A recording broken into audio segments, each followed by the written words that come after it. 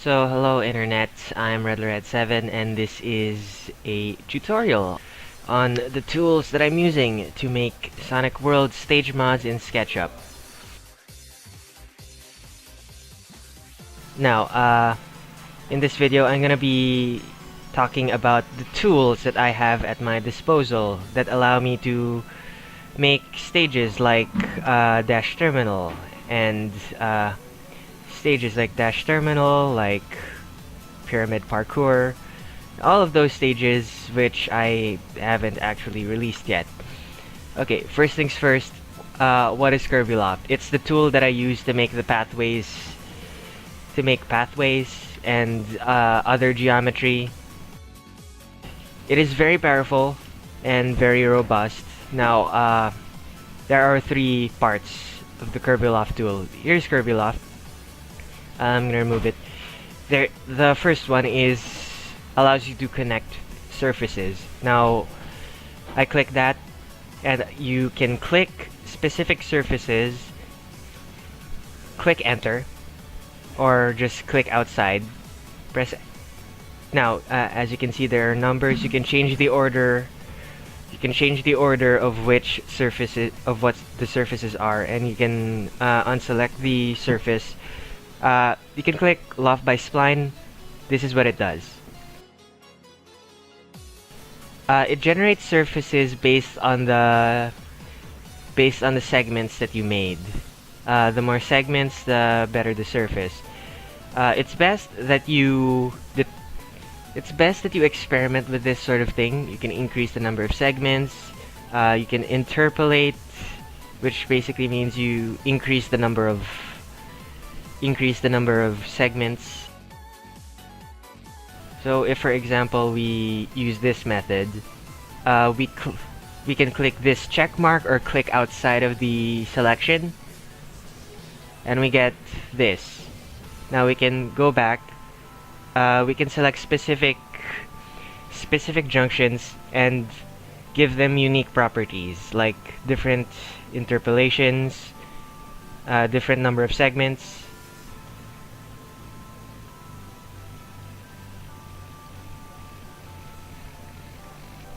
There.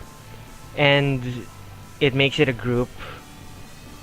So you can select the faces at the end and just delete them. Not really a big deal. And you can explode this. Reverse faces. There. You have a cylinder. You have a railing of some sort. Next up is Loft along Junction. Think of this like the follow me, the push-pull along path, but it's a bit more powerful than the basic tool. Because, for example, you see this? You see this? I'm gonna put it over here. That's the junction. Now we click the path. Click. Now we select the faces that we want to extrude along this path, and click. As you can see, it did something like this. Click.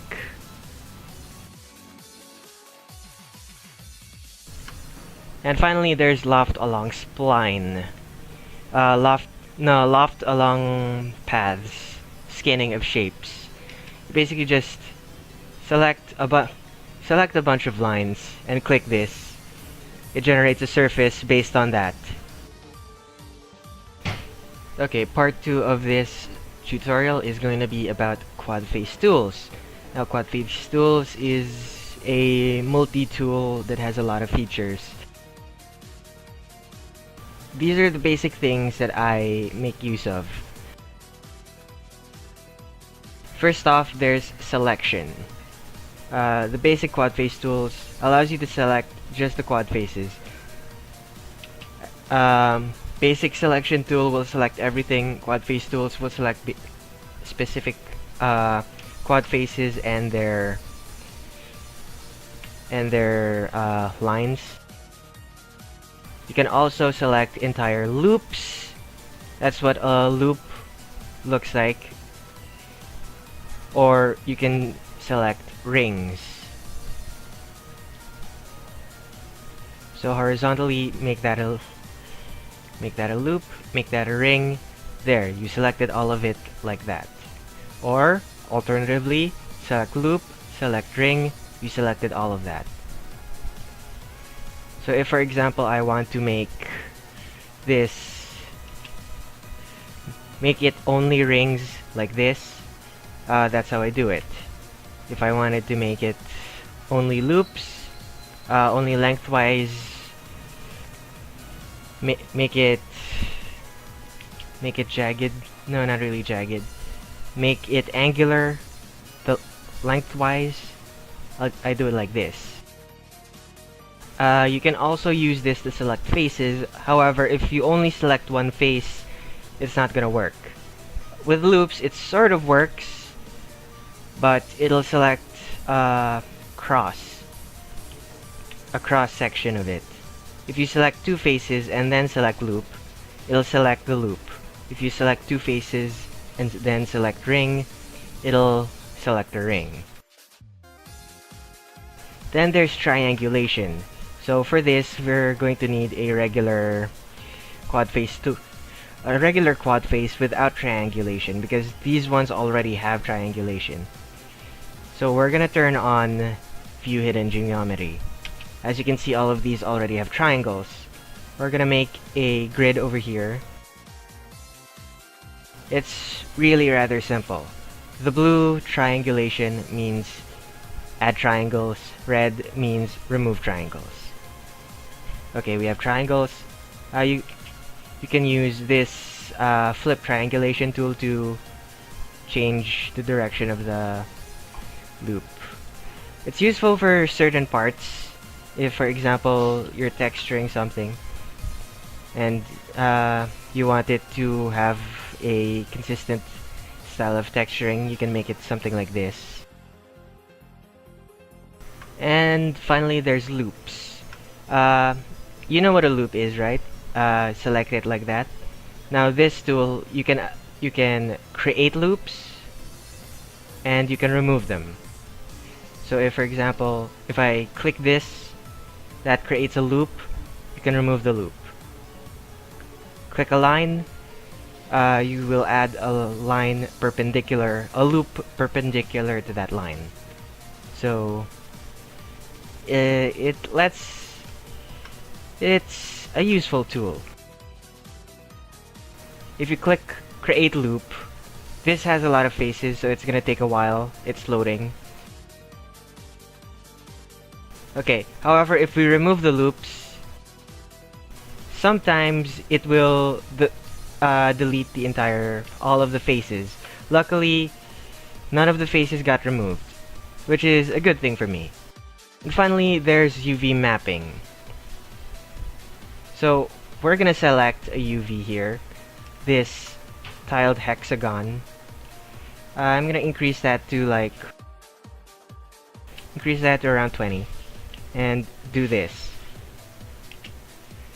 Now for this, there's the UV mapping tool, which allows you to basically just UV map, select the length of the thing. It also works on curved surfaces. So if, for example, we do it like this, now we're gonna select the U and the V. Interesting, it's not loading. Select the U and the V and make it a little bit smaller so it actually tiles. And would you look at that, it's UV mapped. Now, similarly, we can copy the UV mapping of this mesh and paste it somewhere else. But as you can see, since this has a different mesh structure from this, the UV mapping is sort of weird. If you use regular UV mapping, select the U, select the V, it looks a little bit better, but it still looks stretched in the places where there's lots of detail. There's no real way to fix this other than manually. You need to like select a bunch of parts, determine the UV mapping, and just copy it. So we copy this and paste it onto this mesh. This is how I usually path my UV map my paths, by using this method. It allows for more complicated looking pathways. Let's try to UV map this then. So paste this.